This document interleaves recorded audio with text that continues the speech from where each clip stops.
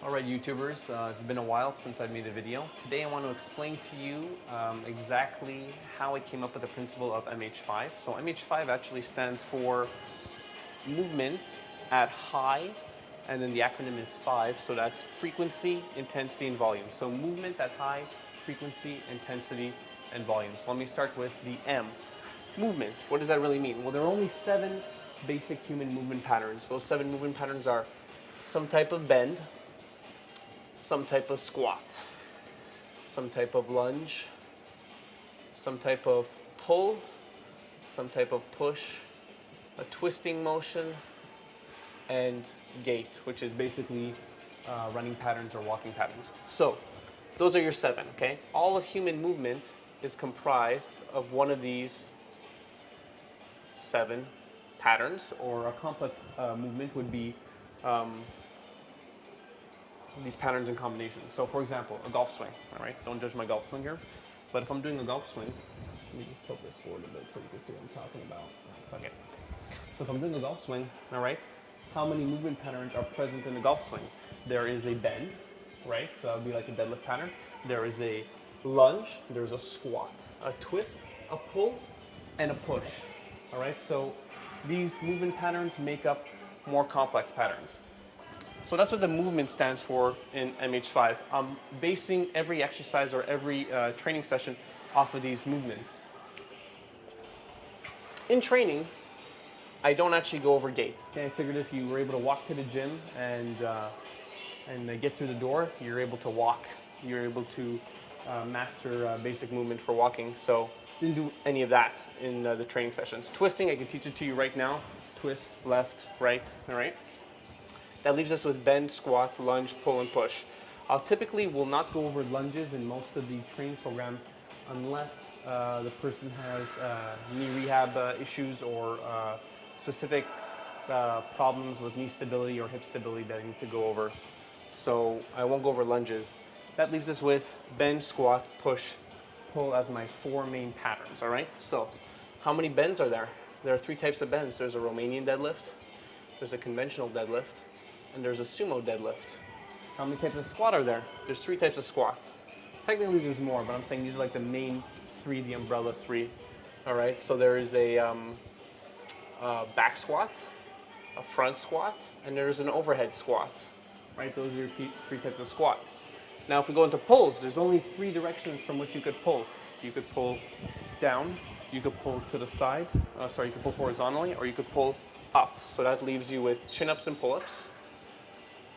All right, that leaves you with horizontal rows. And then there's horizontal rows or bent over rows. And then there's also upright rows. So those are your 3 types of pull. 3 types of push, same principle, 3 directions. Overhead, in front of you horizontally, and down. So that's overhead press. That's bench press or push-up. And then there's dips. Push-up, dips, good, okay? So that makes the M portion of the MH5 system, all right? So let's get rid of that stuff. That being said, the next part of it is the H, high, okay? So everything is done at high frequency, intensity, and volume, meaning you're lifting heavy every day. Intensity means how much weight you're using, all right? It's not how much you sweat, it's not how much of an lactic burn you're getting while you're training. It's how much weight you're lifting. So high intensity means you're always lifting a relatively heavy weight for that movement pattern. Volume is your sets times your reps times your weight. So if I lift 100, I do a 100-pound squat, 10 sets of 10, that's 10 times 10, which is 100, times 100, which is 1,000 pounds total lifted. So your volume is ever increasing, okay? It's kind of a linear progression. And then finally, frequency means how often do you do those movement patterns? The bend, the squat, the push, and the pull. How often do you do them? Every single day. That's the main principle behind MH5. Now, a lot of you are probably thinking, well, how could that work, right? You need to give your body rest. You need to give it time to recover from doing squats, from doing lunges, whatever it may be. You can't deadlift heavy every day. And I would argue against that. I've been doing it for about 5 years now. It really depends on which pattern you're using and biomechanically which of those patterns or sorry, let me reword that. If you're doing a Romanian deadlift, naturally you will lift less weight to the Romanian deadlift than you would with a conventional or a sumo, because biomechanically you're at a advantageous position with the sumo deadlift. So that being said, let's say I'm doing Romanian deadlift on day 1, I'm doing conventional deadlift on day 2, and I'm doing sumo deadlift on day 3, right? A Romanian deadlift, naturally, if I were to say as a percentage of my 1 rep max for the sumo, right, I'd be doing, let's say, 60 to 70% of what I could do with the sumo. When I get to the conventional, this is assuming that you're a sumo puller, of course. When I get to the conventional, 70 to 80, and then sumo deadlift, 80 to 90, let's say. Right? So you're deadlifting every day if I do these in sequence, day 1, day 2, day 3, but you're doing it at different percentages and in different patterns, so you're not going to blow out the system, you're not going to overload it. It's like you're using different gears in a bicycle to reach different speeds, and whichever gear you use in preference, so let's say you're using gear 3, you're always using that gear, that one's going to wear off faster than gear 4, 5, or 6. So the idea here is to alternate between gears constantly. That's what allows you to actually deadlift every day. So let me explain to you from scratch how it all really, really works. Clean this up. So here's how I do it. All right, this is how I base most of my programs. I divide the body into 4 quadrants. All right, I got. Let me clean that up. We'll dry it up a bit more.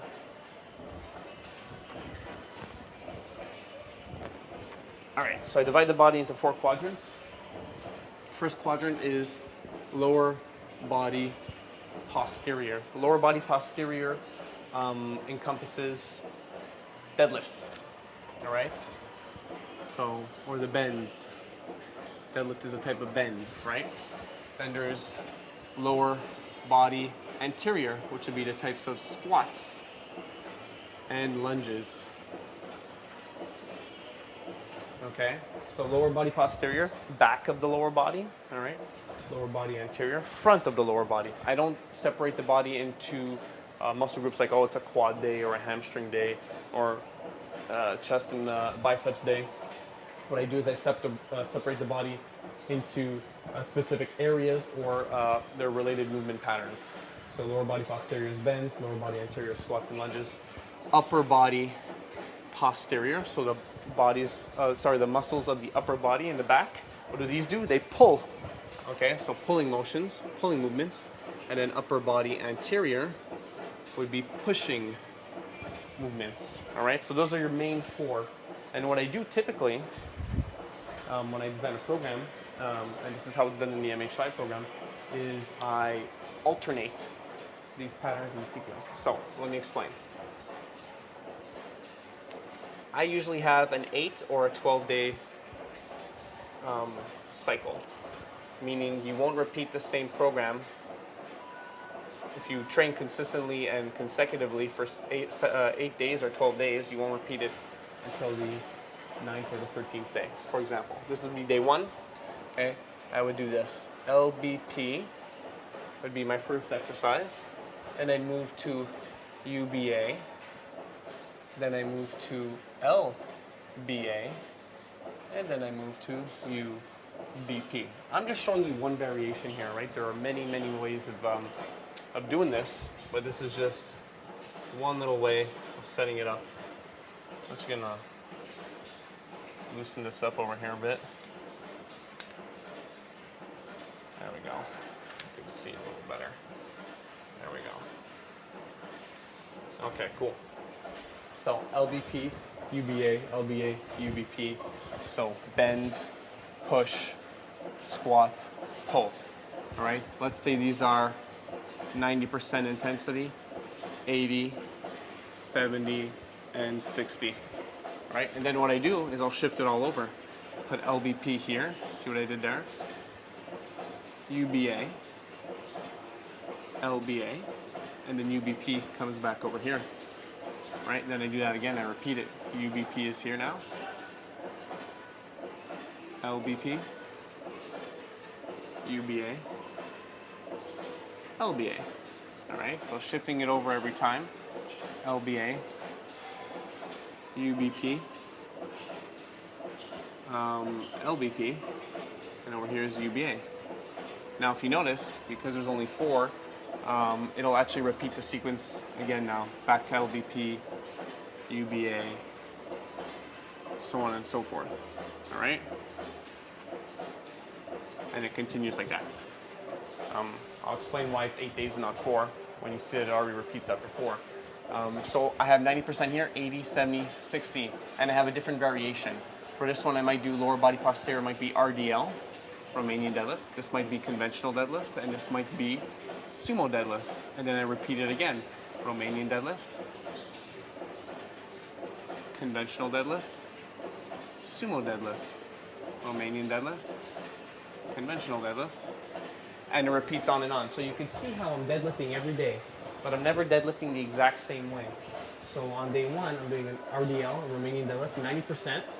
It's the first exercise, meaning I have the most juice when I'm doing this one, right? And then the next day, it's a conventional deadlift at 80%, all right? And it's the second exercise. And then the third day, it's a sumo deadlift at 70%. The fourth day, it's a Romanian deadlift, but now it's at 60%. It's all the way at the back there.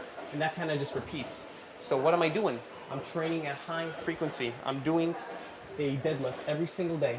1, 2, 3, 4. Every single day I'm deadlifting. That's high frequency. But I'm not doing it in such a way that it'll burn me out. I could do different styles of deadlifting. I'm using different gears, or I'm shifting between gears. Every time that I'm training, I'm doing a movement pattern, or I'm practicing that movement pattern, but I'm not practicing it in the exact same way repeatedly over and over again. And that's what's saving me from, feeling like crap by the end of the day. And you can do that for every exercise, upper body anterior. So that's pushing, right?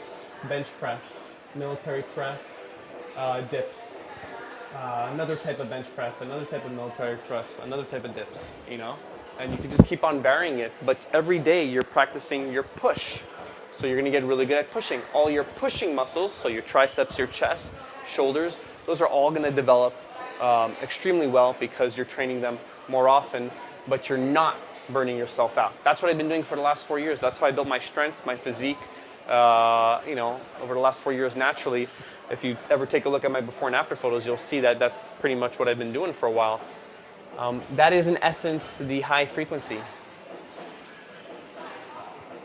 Now, high intensity, okay, so it's MH5, right? F-I-V-E. Frequency, intensity. The intensity portion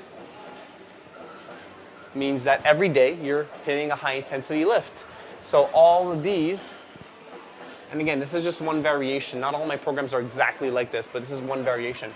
But this first exercise for every single day, you're always going to hit 90% of your 1RM. So I'm doing a 90% Romanian deadlift here. Over here, I'm doing a 90% barbell bent over row. I'm doing a 90% squat. I'm doing a 90% push. Okay, 90%, 90% all along. So every single day, you start off your training program with a super heavy lift. You warm up, of course, but that's the idea. So that's where the high intensity comes from. Every day you're practicing high intensity. Not for every lift, but for every single day, a different pattern will get a little bit of weight put on it, or quite a bit of weight. So high intensity, high frequency, high intensity, and high volume. The high volume portion, okay, really has to do with my Southeast rule. So the Southeast rule is something, it's a linear progression rule that I created that dictates between every set, here, South, East. Between every set and every rep, you increase the weight of the bar or the movement by 10 to 20 pounds. So let's say I'm doing a Romanian deadlift, 5 times 5, all right? This is set 1 of 5. This is set 2 of 5, 3 of 5, 4 of 5, and 5 of 5, all right? Romanian deadlift. Here's my weight, and here's my reps. I have to do 5 reps each time, right? So 5 reps, I started off with, this is after I warm up. Let's say I started off with 315, okay? I've warmed up 315. Next set, I have to increase the weight by 10 to 20 pounds every set. So 315 plus 20, we'll say, is 335, all right? Then for 5 reps, I have to do that again. 335 plus 20 is 355. Next, 375, right? 395, so on and so forth. And that is day 1, session 1. Meaning it's the first time you do day 1, right? And if we have an 8-day cycle going on, 8 days later, you're gonna have to do that same workout again. But this time, if you started at 315 here, you're going to have to start at 335 over here. That's the eastern portion. You understand? South plus 20, east plus 20. So now you're at 355. 355. Next is 335, 355, 375, 395. All right, 415. And you continue with that process every 8 days. Now your new working set over here from 335 to 355. You're always starting a little bit higher. You never negate the warm-up though. And you could imagine that over time, what will happen is you're going to be deadlifting quite a bit of weight. This is a linear progression. I know Dan Green does this kind of thing. I know a lot of power lifters like to do this. It's not based off percentages. It's just based on doing more than the last time. And I think it'll only work as well as it does because of the 8-day split or the 12-day split, meaning you have 8 full days, at least if you're training every day, you have 8 full days to recover from this specific workout before you have to repeat it again. So naturally your body can do that extra 20 pounds when you give it so much time. But it's not like between those 8 days you were doing nothing or you haven't trained your bend pattern at all, or your chest or whatever it may be. You've been training it the whole time, just not in the exact same way. So by the time you get back to, or you shift back into that gear, in that specific groove, it's cooled down again and you could use it over and over again. And that's the idea behind this type of training. So once again, high frequency, high intensity, high volume. The volume is sets times reps times weight. So 315 by 5, 355 by 5. I would just total all this up. Over here, I'd write my volume. Let's say it's 30,000 pounds, whatever it may be. And then the next time I do this workout, I'll probably be at, 31,000 pounds, right? And then every few weeks, it goes up, up, up, up. You give yourself 6 months, you give yourself a year. You've improved your daily workout volume by 10,000 pounds or whatever it may be. 20,000 pounds even, I don't know, it depends how hard you're pushing it. And ultimately, you'll put on size, you'll put on muscle, you'll be strong as hell. And if you're eating right and you're following the nutrition system, you'll be lean as well. So that's the idea behind MH5. If you have any questions, feel free to email me.